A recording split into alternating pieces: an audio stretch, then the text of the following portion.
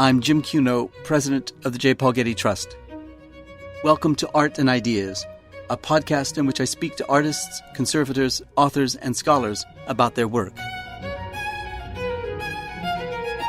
Manet for Zola represents the most individual, the most original of his time, and so he sees Manet as adding a new note to this unfolding epic of human creation. In this episode, I speak with Getty Museum paintings curator Scott Allan about the lives of artist Édouard Manet. Édouard Manet was the leading French painter of his day. His father was a high official in the French Ministry of Culture, and his mother, the daughter of a French diplomat. There was nothing in his background that would have prepared Manet for the scandal that erupted in 1863, when his painting, Le Déjeuner sous l'herbe, or Luncheon on the Grass, was refused by the official salon and put on view in the alternative exhibition, Le Salon des Refusés, or the Salon of the Refused Work.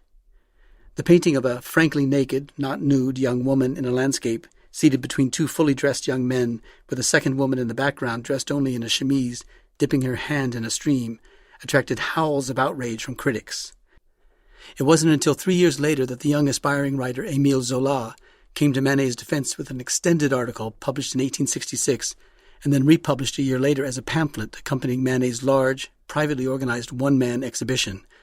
Manet was so touched by Zola's offer to make his pamphlet available at the exhibition that he suggested to Zola that he include an etched portrait of Manet by the artist Félix Bracquemond opposite the title page, which he did.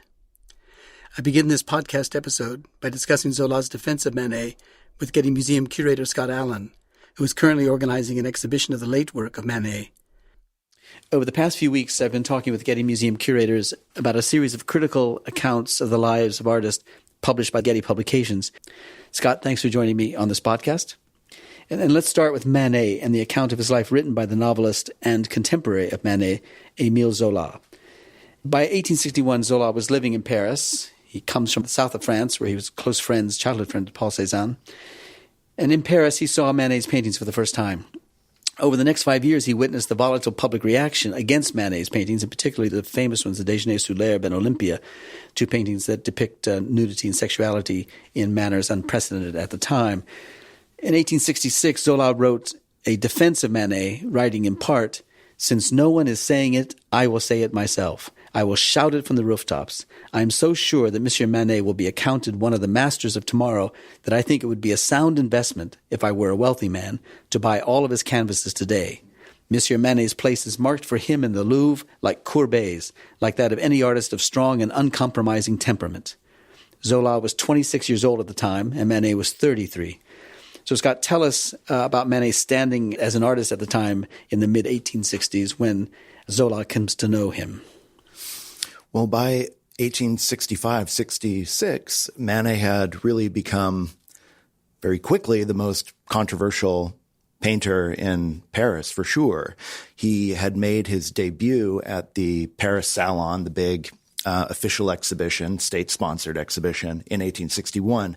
And that year, he actually did quite well and won an honorable mention on account of a somewhat sober portrait of his parents and quite a lively picture of a Spanish guitar player, which prompted a rousing "Ay caramba" by the famous French critic Théophile Gautier.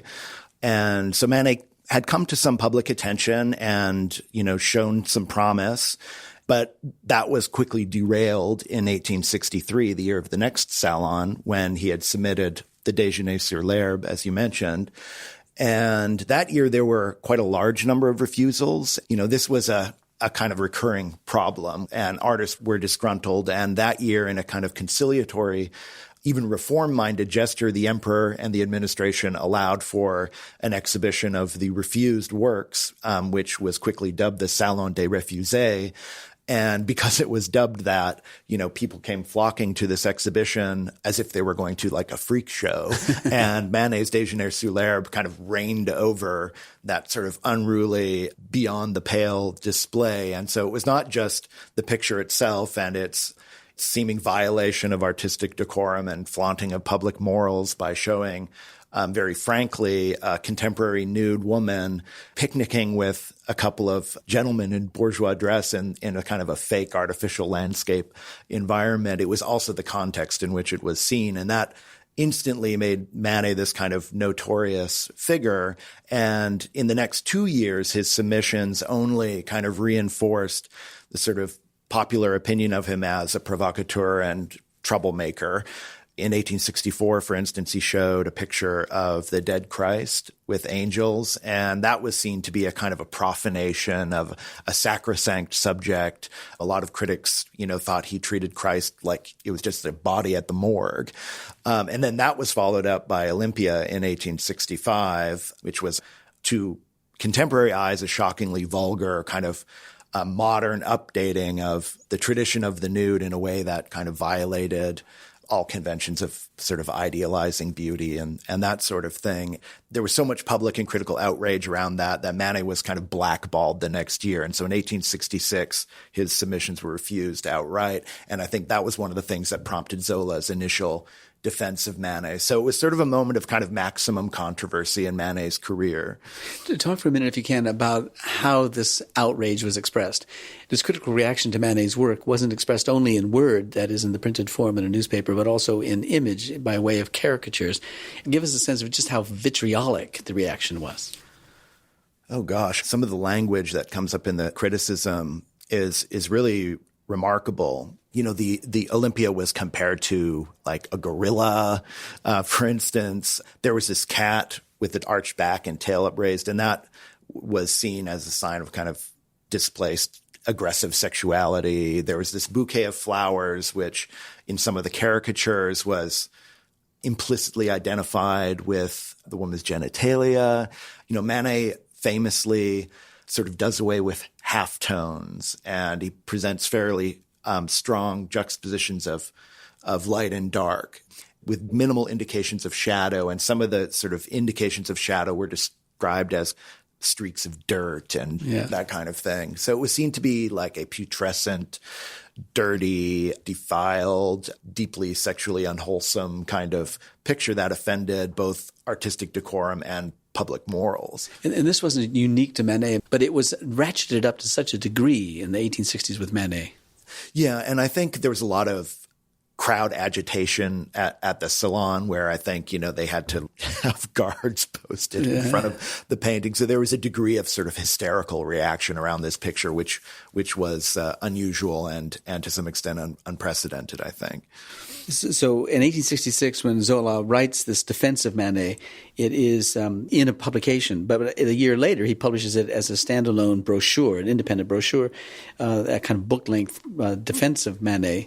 And in that defense of Manet, he imagines a scene where he comes across Manet in the street and he sees ruffians throwing rocks at him. And then he says this, he says, "The art critics, I mean the police, are not doing their job well.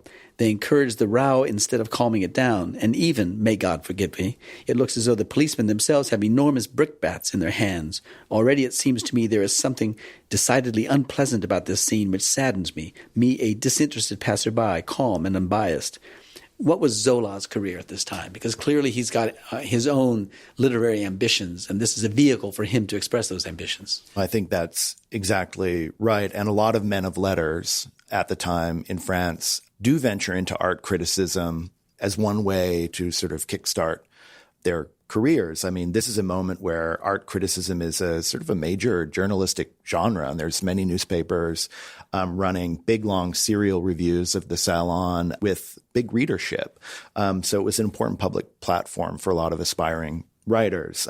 Zola, as you mentioned, is just sort of beginning. He and his widowed mother had moved to Paris, I think in the late 1850s, and there were a couple years of sort of extreme poverty, and he needed to sort of find gainful employment. And he started out very modestly as a clerk with the publisher Hachette. And as a kind of a sideline, he began freelancing as a journalist and working on fiction as well. And, since his childhood, he had written poetry and some literature.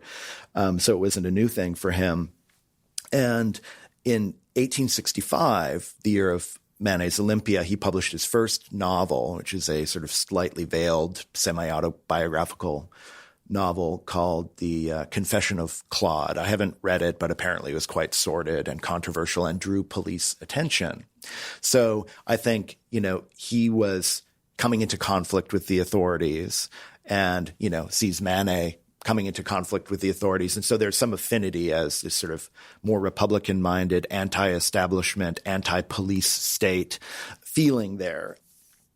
And in 1867, the year of his sort of reissue as a pamphlet of his essay on Manet, he publishes Thérèse Raquin, which is his first really big novel, super controversial, a very sordid tale of a couple that perpetuates a murder, and then it's how the relationship just sort of disintegrates in the aftermath of the murder. It was a hugely scandalous tale. And so he's just kind of stepping out into the limelight as he's writing these articles on Manet. And to some extent, I think it's certainly disingenuous for him to pretend to be the calm, unbiased, neutral observer. He's really trying to capitalize on Manet's notoriety to launch himself to some extent. And it's interesting, in the 1870s, when he's well established as a novelist, he's not engaging in art criticism in the same way. Zola describes Manet as if he were writing his portrait of Manet. He says that Édouard Manet is of average height, more short than tall.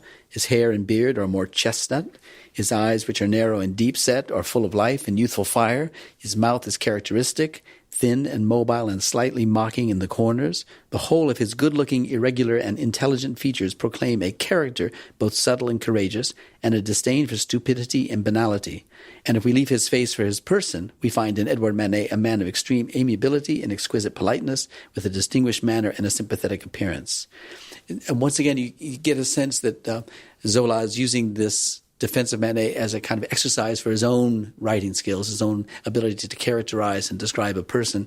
But you also may see it as a kind of fawning account of Manet to encourage this relationship between Zola and Manet. No, I think that's exactly right. And he's also, given the highly charged polemical context of the time, with all of these critics painting Manet as some kind of flame-throwing revolutionary, some kind of disheveled bohemian crackpot, some jokester, trickster who's kind of staging these radical interventions in the salon, by emphasizing his distinguished appearance, his sort of bourgeois background, his sartorial elegance, his intelligence. It's a counter portrait of Manet, given what's been circulating in the press at the time. When writing about Manet at this time, Zola seems, I think, to use the opportunity to give his views on modern art as such. He says at one time, "Here, then, is what I believe concerning art." And then he goes on to talk about it. Did Zola see his defense of Manet, do you think, as a kind of treatise on modern art? As something that would distinguish Zola himself as a writer on art from the predecessors like Baudelaire that would precede him? Is Zola making a case for his own art criticism? I think absolutely, 100% he's doing that. And certainly distinguishing himself from forerunners like Baudelaire. In a lot of ways, we learn more about Zola's ideas of modern art and, what he would call naturalism and about Zola himself and his sensibilities than we do about Manet in many respects in this text, which is why it's so interesting. Maybe I should just lay out some of these basic ideas that he propounds in this text. He talks quite a bit about beauty, and he kind of sets up as a straw man an academic notion of ideal beauty, the standard for which is the sculptural tradition of ancient Greece and Rome. And he lambasts this notion that art of the present needs to subordinate itself to this standard, this absolute ideal rooted in the ancient past. So he caricatures a kind of classicist notion of art. And in opposition to that, he sees art as a rich, progressive unfolding. He calls it an epic of human creation.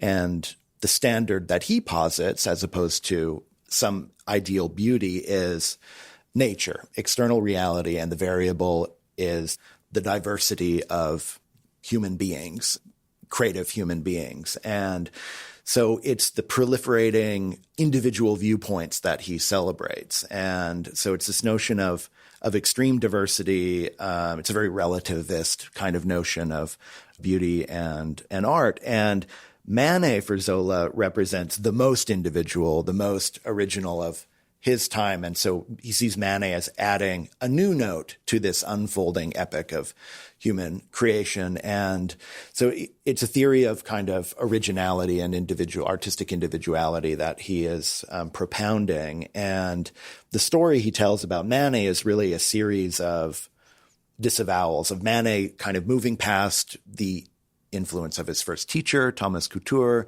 of moving past the influence of older schools of European painting, Spanish art in particular, he mentions, and just kind of excluding all alien influence and arriving at this notion of this pure nugget of Manet's personality, unhindered by any outside influences.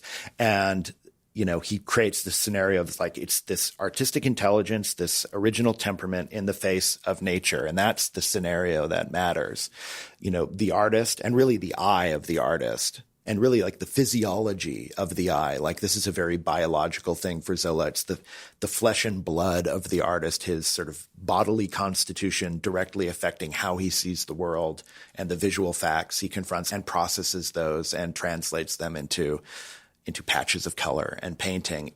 So it's in the end a very empirical, kind of a radically empirical notion of art making where he says, unhindered by prejudice, education, previous culture, it's the artist and the eye of the artist receiving visual information and processing it. And the end result is this kind of amazing formalist statement of painting as a sort of an array of colors, patches of color, and Manet's art being all about the relationships of tone and value and these patches of color. So it's really fascinating. And this had a big impact on the modernist notions of Manet's art, where, you know, the subject matter didn't mean anything. It wasn't important. He just treated everything like a still life, an arrangement of shapes and colors. And then scholarship since that moment has really been about reinscribing Manet's art into all the things that, you know, Zola excludes. And so we're still kind of dealing with that legacy of Zola and the scholarship on Manet today, where it's like, well, his dialogue with the art in the museum is actually really important. You can't just like shunt that to the side. We do have letters between Baudelaire and Manet, that is both from Baudelaire, who was an earlier friend of Manet's, and from Manet, one to the other. And in a letter to Baudelaire from Manet in 1863, Manet writes, "I would really like to have you here, my dear Baudelaire. They are raining insults on me. I've never been led such a dance." To which Baudelaire now, this is the interesting thing, because you can't imagine Zola writing something like this. Baudelaire responds, "So once again, I'm obliged to speak to you about yourself. I must do my best to demonstrate to you your own value. What you ask for is truly stupid. People are making fun of you. Pleasantries set you on edge. No one does you justice, etc., etc. Do you think you are the first to be placed in this position?"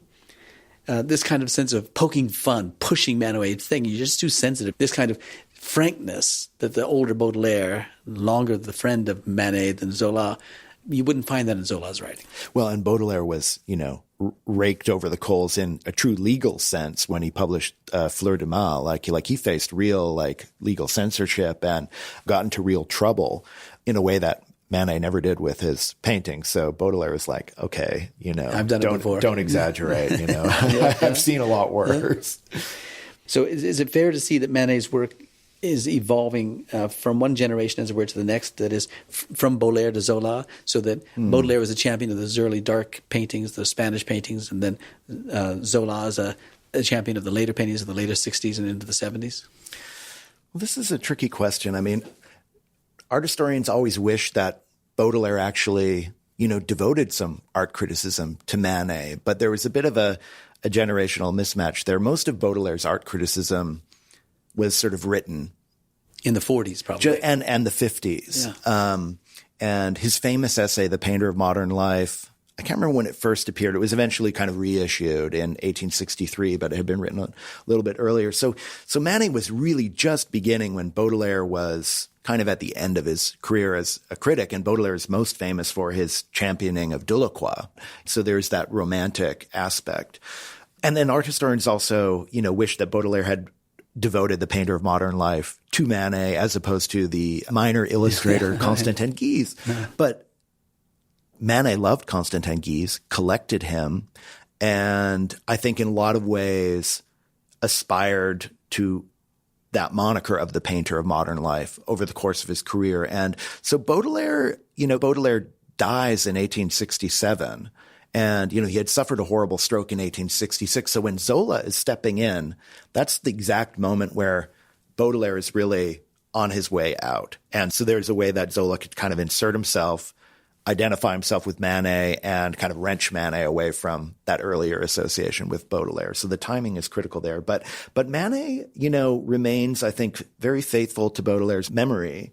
In the 1870s, famously, he has a relationship with the poet Stéphane Mallarmé. They become very good friends. And both Manet and Mallarmé are in some ways caretakers of Baudelaire's memory. They collaborate on a sort of deluxe edition of Mallarmé's translation after Edgar Allan Poe's The Raven. Manet contributes illustrations. So it's a interesting dialogue between Manet, Mallarmé, and Edgar Allan Poe, but Baudelaire is in the mix too, because Baudelaire was the great champion of Edgar Allan Poe in France and had translated short stories and what have you. And so Mallarmé was definitely continuing that tradition. And I imagine they must have talked about Baudelaire all the time. And in 1880, Manet has a solo show in his gallery called La Vie Moderne, Modern Life. And what does he show in that exhibition? He shows a portrait of Constantin Guise. Oh, really? Yeah, it's fantastic. It's a pastel portrait. Constantin Guise is an old man at that time. And so Manet is really, in the context of the Gallery of Modern Life, advertising his sort of affiliation with Baudelaire through that portrait of Constantin Guise. But he also shows a portrait of Zola's wife in that show. And that's a moment where Manet is busy reading Zola's latest naturalist novels, Nana, The Belly of Paris, all of these great novels, and is very supportive of Zola's literary career. I think he gobbles up these books. He really enjoys them.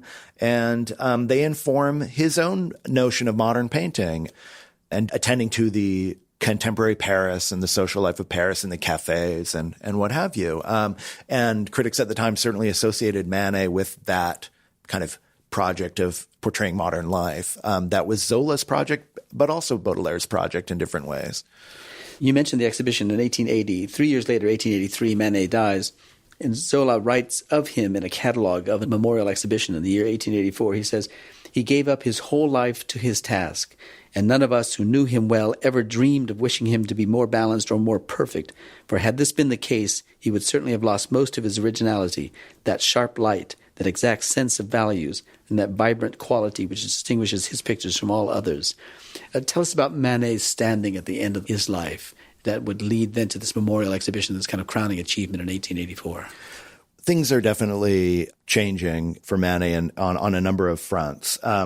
First, as kind of deep background, there's a big political shift. I mean, the Second Empire, where Manet, came into so much conflict with the sort of authorities in the Salon, that ended with the Franco-Prussian War. And then subsequently the Paris Commune, and the Third Republic is established. And by the end of the 1870s, after some trial and tribulation, a pretty solid center-left government is established.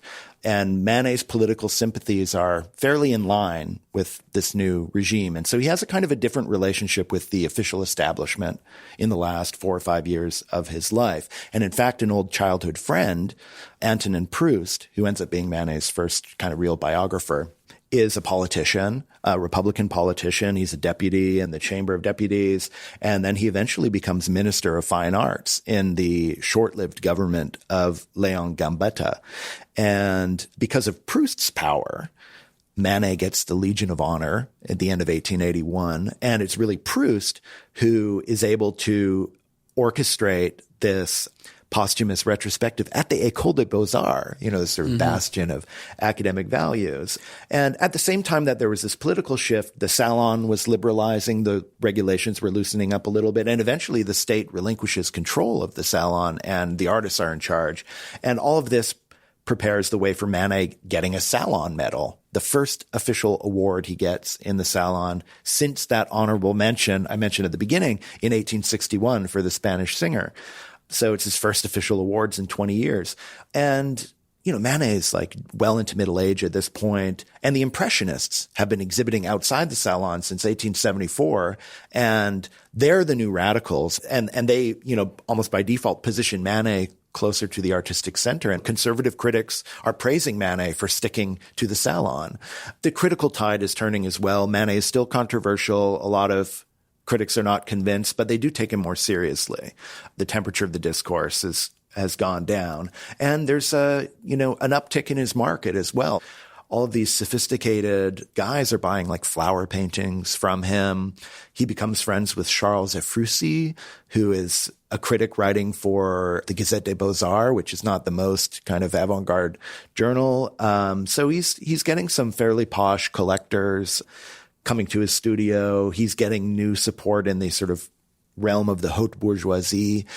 Zola's publisher, Charpentier, he and his wife host a major salon, a very high-profile salon in Paris, and Manet is part of that circle. And it's the Charpentiers who start this journal, La Vie Moderne, and set up at the gallery as affiliated with the journal that gives Manet this solo show.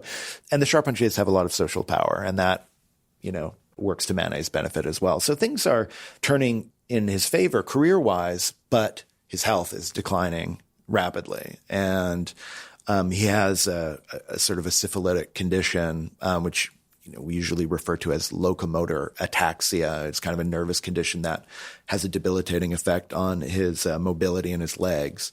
So his mobility is increasingly restricted over the years from like 1879, 80 to the end of his life in 1883, and he has to remove himself from Paris every summer to pursue various courses of treatment and rest cures and that kind of thing. And as his health decline, his production is affected. He's not doing the big déjeuner sur l'herbe type pictures anymore. He's sort of focusing on smaller scale work. He's doing little watercolors. He's doing pastels. He's doing flower paintings that he can paint while seated, small scale canvases, but working really brilliantly in these genres. So a lot of things changing for Manet in those last years. Well, I want to thank you for the time you've given us today, Scott, to go through these accounts and to help us understand their role they play in telling us about and elevating the stature of the works of Manet. Well, thank you, Jim. It's a pleasure.